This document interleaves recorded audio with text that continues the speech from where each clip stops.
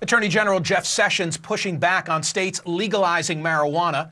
Recreational pot now legal in 8 states and the District of Columbia. Another 22 states allow only medical marijuana, and 15 allow a lesser medical marijuana extract. But this week, Sessions sent a memo to U.S. attorneys. He reminded that federal law prohibits the possession and sale of marijuana. This effectively repeals the 2013 Obama administration policy that refrained from prosecuting individuals if they're complying with their state's marijuana laws. So what does this mean for the future of legalization? Well, my next guest has a strong opinion. He says, fire Jeff Sessions. You know Ron Paul. He's the former congressman from the great state of Texas, presidential candidate. In 2011, he introduced legislation with Congressman Barney Frank to remove criminal penalties for marijuana use. It's great to have you back, Congressman. Thanks for being here. Why must Sessions go? Well, because he represents something that is so un-American as far as I'm concerned. The war on drugs, to me, is a war on liberty. I think that we overly concentrate on the issue of the drug itself, and I concentrate on the issue of freedom of choice on doing things that are of high risk.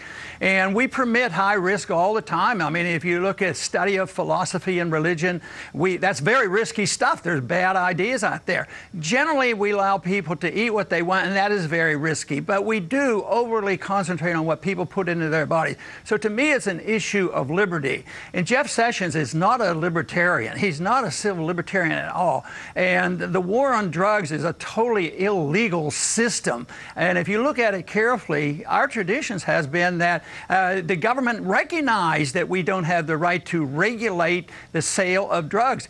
In 1914, when he passed the Harrison Act, it was done over taxes. Tax them. That's how we'll get them to quit using it. 1937, same thing with marijuana. The same thing when they wanted to manipulate Obamacare. They put taxes on it. They don't use they don't endorse the concept they have a right to do all these things. So I think it's very questionable constitutionally. They shouldn't be doing it, but it's so terrible. It is an excuse to violate civil liberties wholesale. And Jeff Sessions has been one of the worst. And usually I don't ever get involved in these personality squabbles, but this is one major setback.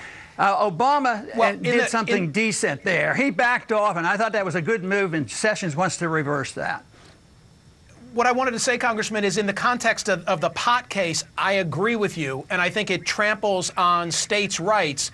But in the Wall Street Journal today, there's an editorial that I think raises a valid point. Let me read a paragraph to you from the Journal. It says, social mores are changing and a majority of Americans support legalizing pot.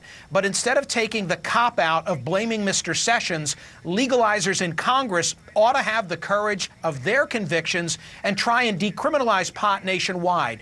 Let Senators Cory Gardner and Kamala Harris persuade their colleagues that's what's good for Colorado and California is what's good for the country. Don't they have a point? This is Congress's fault. Well, in a way, but what if it's unconstitutional? They shouldn't even be doing it. That's all you need is somebody that's dedicated to the Constitution. But if you look at the Rohrabacher law that was passed a couple of years ago, it really opens the door for Obama to have done what he did. And besides, they shouldn't do it. It's bad results. It's attack on liberty. It's unconstitutional. And people should have the right or the responsibility of dealing with what is dangerous. Once you get into this thing about government's going to protect us against ourselves, there is no protection of liberty. People are frightened about liberty. They always want it to be taken care of. But just because you legalize something doesn't mean everybody's going to do it. And then if you look at the consequences of the war, why don't the people just look and read and study prohibition? You know, they changed the Constitution because they knew this was not the right thing for the federal government to do. So they write an amendment to the Constitution. Total failure. And the war on drugs is every bit as bad and worse. But we have made progress. I brag about the fact that the libertarian message about allowing people to make these choices has been a good move. And now we've even introduced the notion of nullification. That should be a legal option, a constitutional option. The states are nullifying the intrusiveness of the federal government. So I think there's some great things that have been happening. And I predict that Sessions is not going to be victorious on this. And unfortunately, it's for a reason that I don't get excited about. It's because the states want to collect all those taxes. So it becomes this tax issue. I want to legalize freedom. I don't want to just do it because the states are going to get more revenues, but it's going to help us, cancel out this bad move by Sessions. I want to hit you with a totally unrelated subject for a quick reaction. When I think of Ron Paul, I think of the gold standard. I know your view on that issue. Bitcoin is all the craze. I'm going to be talking about it later in the program. Give me Ron Paul's CliffsNote version on Bitcoin.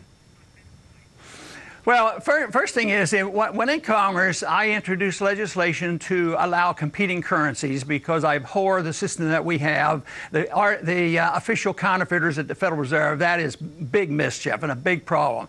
So the people should have the right to choose. And they did originally when money started. Then they picked gold and silver. But governments always took it over and abused that standard and monopolized it and then destroyed it, which we have done in this country. So first, I want to legalize all those options on what people want to use as money, but no fraud. You can't commit fraud. That's the problem with the government. So there's a regulation on there. I think the jury's out on how far they're going to go with cryptocurrencies acting as money. Right now, I don't see it because in my studies of monetary history, it's always been something tangible. People want something tangible. When it's related to it, it works. But since 1971, it's not been tangible at all. It's been totally fiat, and that's why everything is a big bubble. Matter of fact, the big bubble comes from the quantitative easing, and all that money out there is also participating in blowing up the price of these cryptocurrencies. They're up to over $750 billion, and nobody has anything they can touch. So I would say it's questionable, but the principle is right. Somebody else is going to have to sort it out if it ever becomes money, but I have questions because historically, money should be something that's tangible, but it should be legal as long as there's no fraud. Now I know why I've missed you. Come back, and thank you. Thank you, Michael. Congressman Ron Paul. Let's see what you're saying at my Smerconish Twitter and Facebook pages. What do we got? Smerconish, I'm smoking my first bowl of today, watching you this morning, and I've got a message for Sessions. I'm getting high today, tomorrow, and every day till I die. My body, my choice. Hey, 420 time? I'm for you. I don't like the trampling on states' rights. I did want to raise that journal point, however, which I think the burden really is on Congress to get off of the federal books that which he now is empowering U.S. attorneys to empower, to use, to enforce. That's the word. Lots to come.